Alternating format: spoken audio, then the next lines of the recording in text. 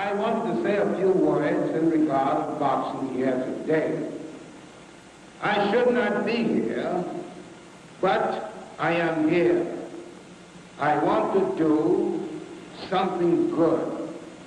And out of doing that something good, something will come good to me. Now then, I am boxing a fellow here, Joe Jennette, who some 40 years ago, Joe and I used to have some tough scraps. But even so, with all our fights, we have retained our friendship. 1945. Johnson is 67. Jennette, 71. A war bond rally is held in New York. Jack Johnson, now recognized as the greatest heavyweight champion of all time.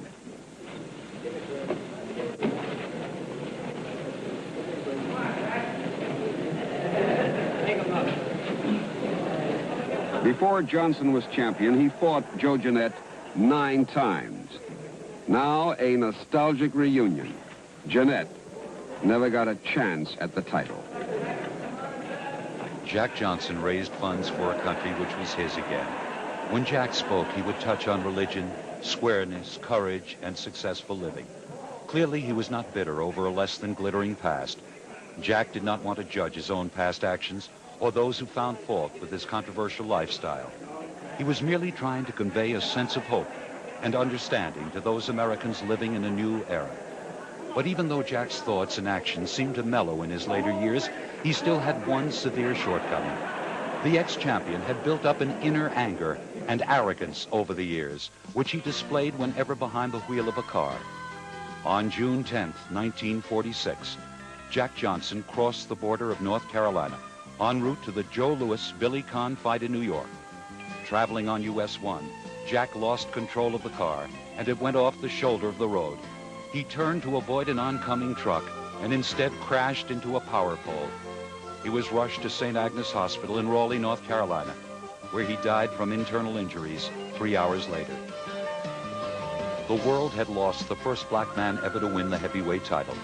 On June 14th, thousands of blacks and whites stood outside the Pilgrim Baptist Church in Chicago, mourning the loss.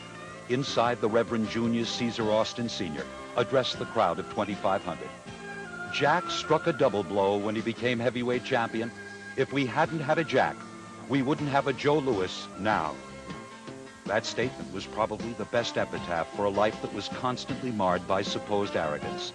Many people denounced and detested him, but for many others, Jack Johnson's career was a source of both pride and inspiration.